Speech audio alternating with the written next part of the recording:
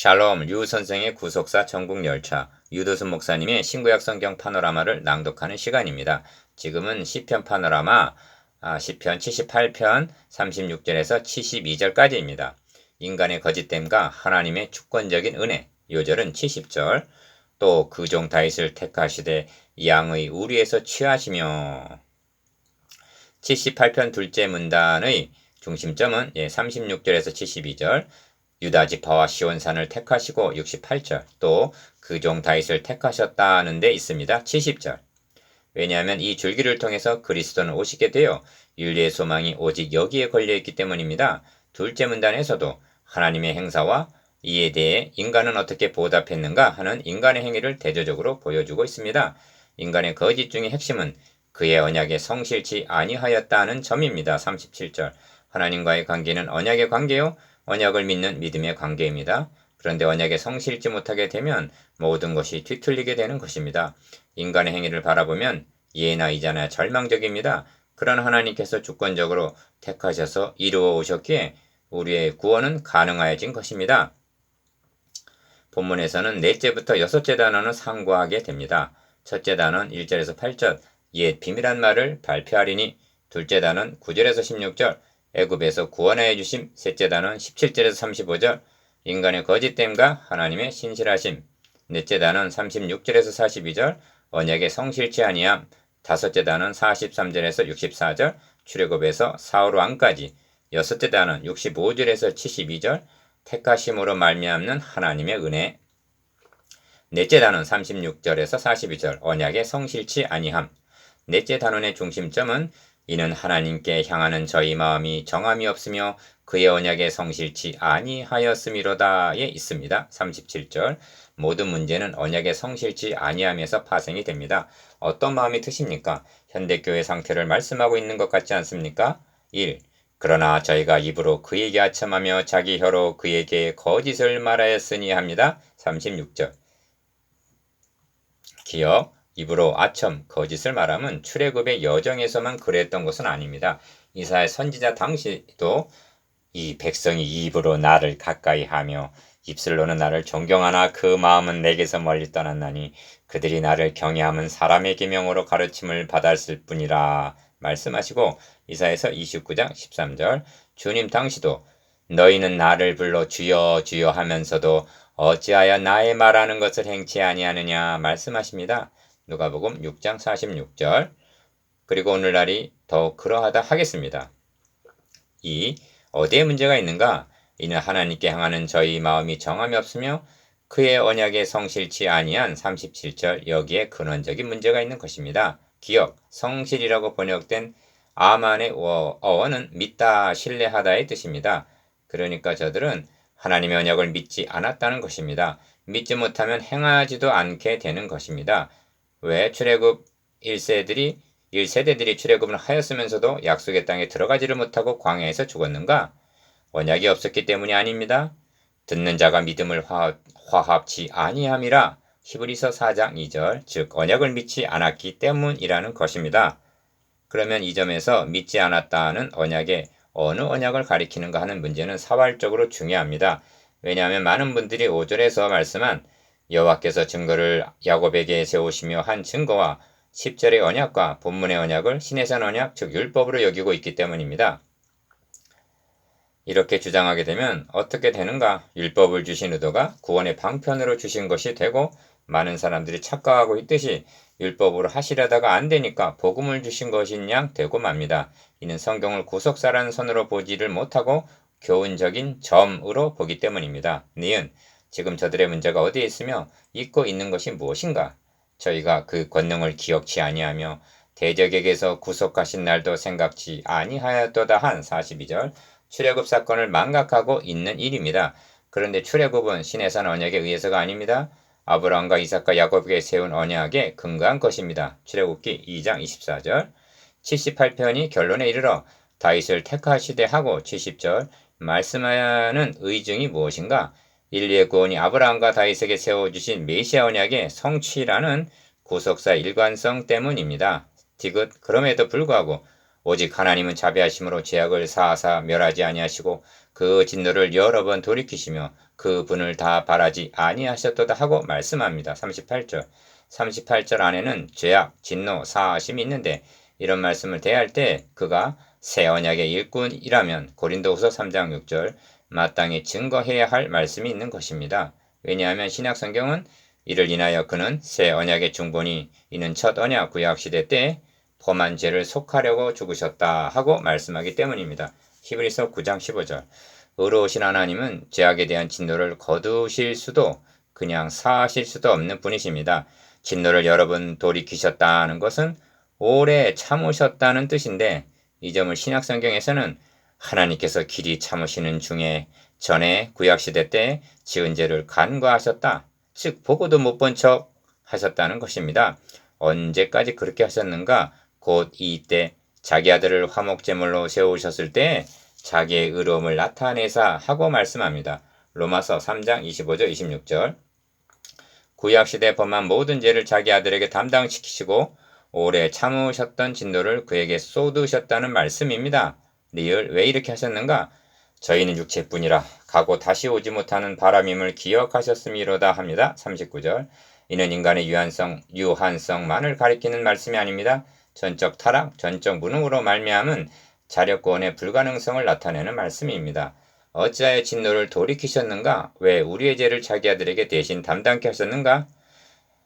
율법의 행위로는 그의 앞에 의롭다함을 얻을 육체가 없기 때문입니다. 다시 말하면 자력구원의 불가능성을 아시기 때문입니다. 대속교리란 인간이 해결할 수 있는데도 주님께서 대신 행해 주셨다는 그런 교리가 아닙니다. 그 불가능성을 우리보다 하나님이 더 잘 아십니다. 회개란 이를 인정하는 것으로부터 시작이 되는데 이를 깨닫지 못하기 때문에 복음을 옆으로 밀어놓게 되는 것입니다. 3. 저희가 광야에서 그를 반항하며 사막에서 그를 슬프시게 함이 몇 번인고 40절. 기억. 왜 반항했는가? 하나님이 세워주신 언약을 믿지 못했기 때문입니다. 저희가 돌이켜 하나님을 제3 시험하며 이스라엘의 거룩한 자를 격동하였도다 41절. 왜 제3 시험했는가? 율법을 행하지 않았다는 윤리적인 문제가 먼저가 아닙니다. 언약을 믿지 않았다는 신학적인 문제가 먼저임을 유념해야만 합니다. 니은 작은 결론은 저희가 그의 권능을 기억치 아니하며 대적에게서 구속하신 날도 생각지 아니하였도다 42절. 즉 출애굽의 행사를 망각했기 때문이라는 결론에 도달하게 되는 것입니다.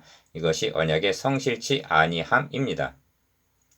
다섯째 단원 43절에서 64절 출애굽부터 사울 왕까지. 다섯째 단원의 내용은 하나님이 애굽에서 하고 43절 출애굽으로부터 시작하여 실로의 성막을 떠나시고 60절 즉 법궤를 블레셋에게 빼앗긴 사무엘상까지를 진술하는 내용입니다. 본문의 핵심은 하나님은 애굽에서 구원하여 주셨는데 저들은 조각한 우상으로 그를 진노케 하였다는 데 있습니다. 58절 4. 그때 하나님이 애굽에서 그 징조를 소환들에서 그 기사를 나타내사 합니다. 43절 기억. 출애굽 사건은 이미 12절에서 옛적에 하나님이 애굽 땅 소환들에서 기이한 일을 저희 열조의 목전에 행하셨을 때 하고 진술한 바입니다. 그런데 이를 또다시 언급한 의도가 무엇인가? 이 날이 이스라엘의 해방 기념일이요 건국 기념일과 같기 때문이요. 더욱 중요한 점은 영적 출애굽에 대한 예표가 되기 때문입니다. 니은 이 점이 출애굽기 6장 5절에서 7절까지에 잘 나타나 있습니다. 저들은 본래 이스라엘 자손 5절 즉 야곱의 자손들입니다. 그런데 애굽 사람이 종을 삼았다는 것입니다. 5절 다 그런 바로의 노예들을 하나님께서 너희를 구속하여 너희로 내 백성을 삼고 나는 너희 하나님이 되리니 하십니다. 6절 7절 이처럼 구속하심이 유월절 어린 양의 피로 되어졌던 것입니다.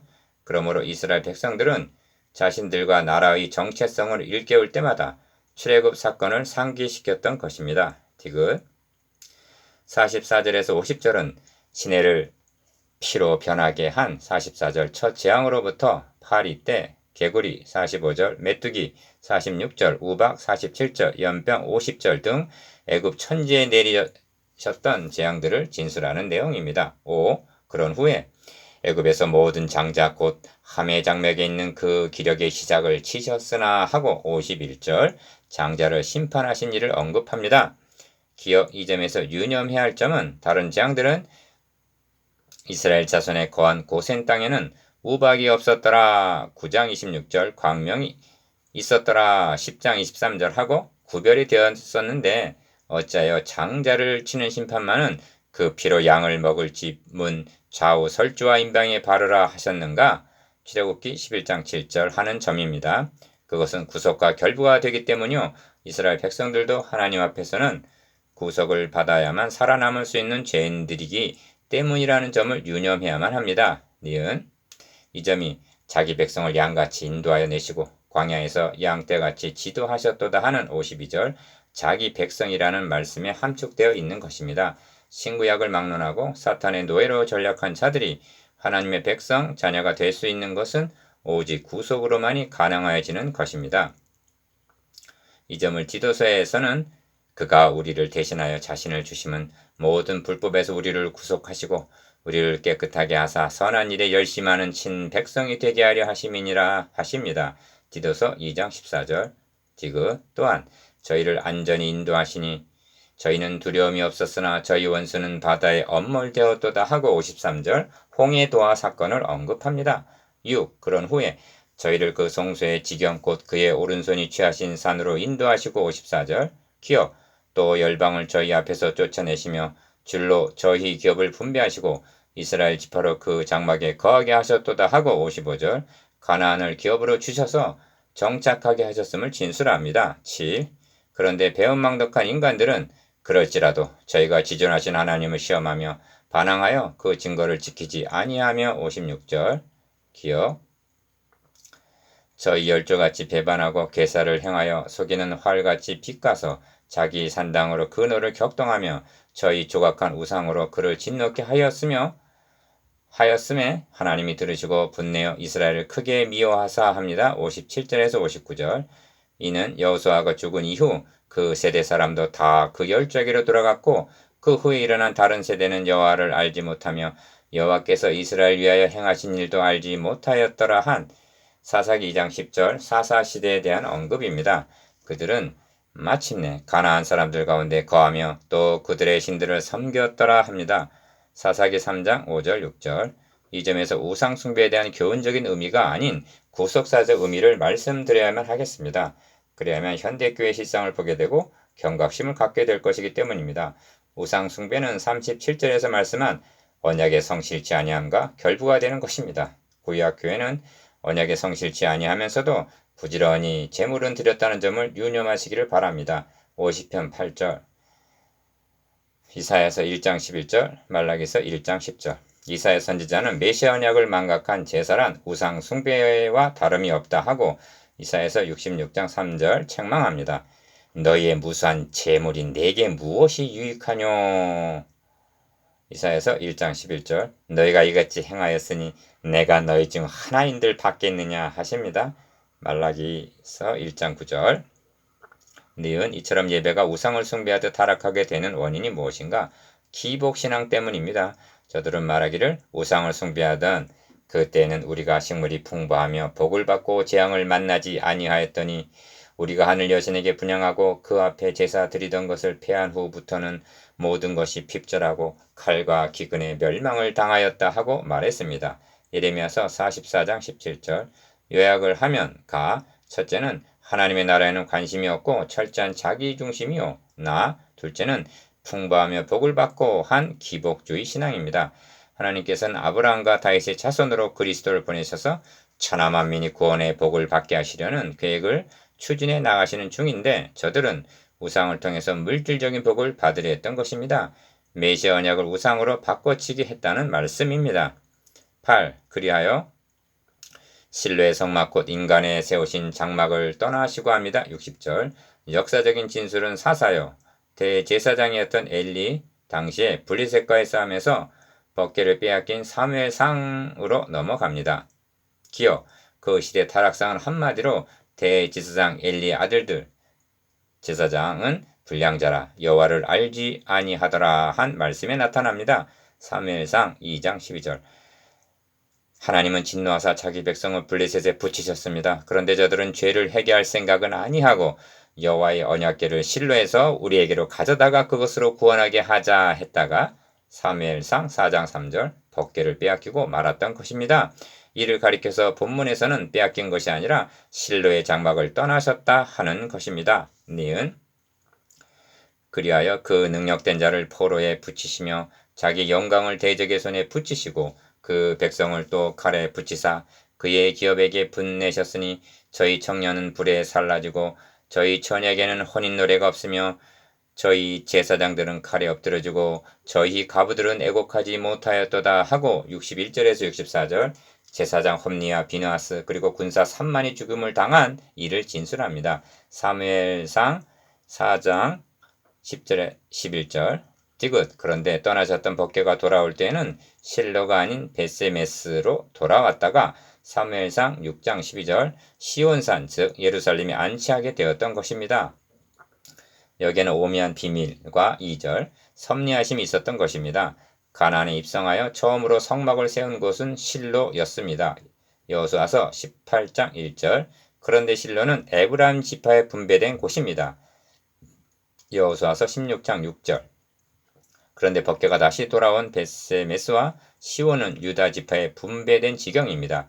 여호수아서 21장 16절 그러니까 에브라임 지파 지경에 있던 법궤가 유다 지파로 돌아온 것입니다.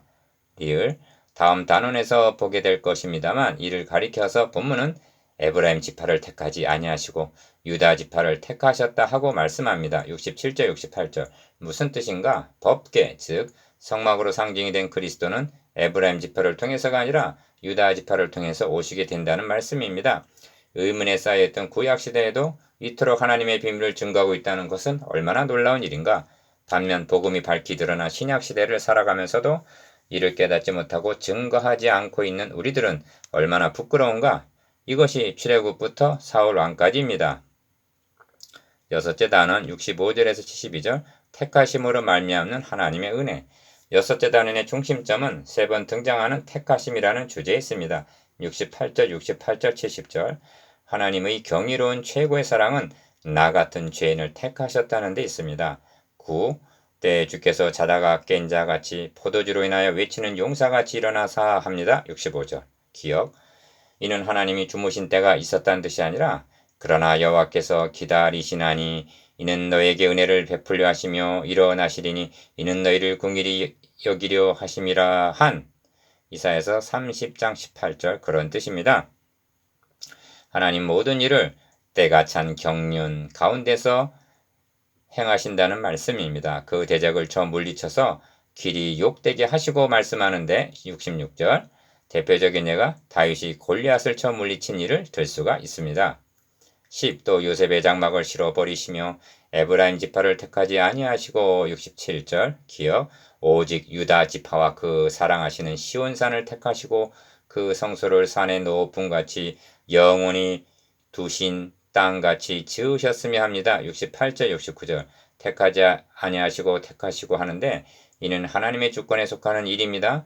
어떤 이론이나 논리로는 설명할 길이 없는 것입니다. 굳이 말한다면 그 기쁘신 뜻대로 우리를 예정하사 에베소서 1장 5절 즉 하나님의 기쁘신 뜻이라고 말씀할 뿐입니다. 11.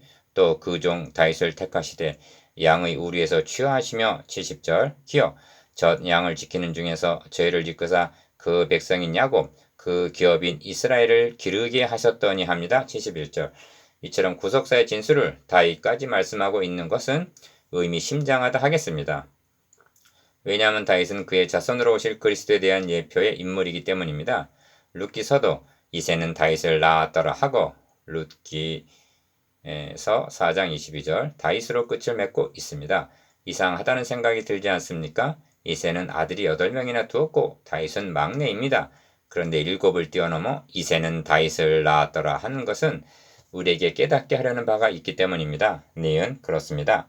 하나님은 내가 그 이세 아들 중에서 한 왕을 예선하였음이라 말씀하시고 사무엘상 16장 1절 선지자는 이세의 줄기에서 한 싹이 나며 그 뿌리에서 한 가지가 나서 결실할 것이라 예언하고 있습니다. 이사야서 11장 1절 그래서 이에 비밀한 말을 발표하리니 하고 2절 시작이 된 78편은 이에 저가 그의 마음의 성실함으로 기르고 그 손에 공교함으로 지도하였도다 하고 72절 끝을 맺고 있습니다. 그런데 구속사는 끝난 것도 아니요 완성이 된 것도 아닌 진행형이라는 점입니다. 하나님께서는 언약하신 대로 아브라함과 다윗의 자손으로 그리스도를 보내주셨으며 대속 제물이 되기 위해서 오셨다 하신 주님은 십자가상에서 비로소 다 이루었다 선언하셨고 마지막 부분에 이르러 이루었도다. 나는 알파와 오메가여 처음과 나중이라 하고 계시록 21장 6절 선언하게 되는 것입니다. 이것이 택하심으로 말미암는 하나님의 주권적인 은혜요 인간의 거짓됨에 대한 하나님의 신실하심입니다. 적용 구약성경을 상고하고 난 결론은 사람은 다 거짓되되 하나님은 참되시다는 로마서 3장 4절 말씀입니다. 인류의 시조는 하나님의 사랑을 의심하고 말씀을 불신했습니다. 믿음이란 하나님의 언약에 대한 성실한 반응입니다. 하나님께서는 의뢰하고 의탁하는 믿음을 요구하십니다. 여러분은 하나님의 언약에 대해서 얼마나 성실합니까? 묵상, 기억. 마음이 정함이 없고 언약에 성실치 아니하다는 점에 대해서. 니은 출애굽에서 사울왕까지 구속사에 대해서. 디귿 실로에 있던 법궤가 시온으로 옮겨오게 된 구속사적 의미에 대해서.